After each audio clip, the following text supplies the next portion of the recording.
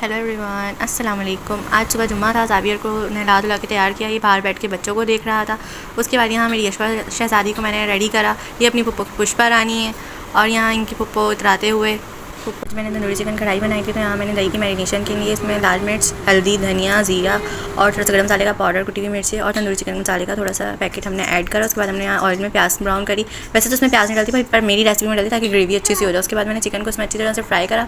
उसके बाद मैंने इसमें टमाटो पेस्ट और दही का पेस्ट ऐड करके इसको अच्छी तरह से भुनने के बाद हमने इसमें थोड़ी सी गार्निशिंग करी और कोयले का धुआं लगा दिया। और यहाँ हमारी मज़ेदार सी तंदूरी चिकन कढ़ाई रेडी है।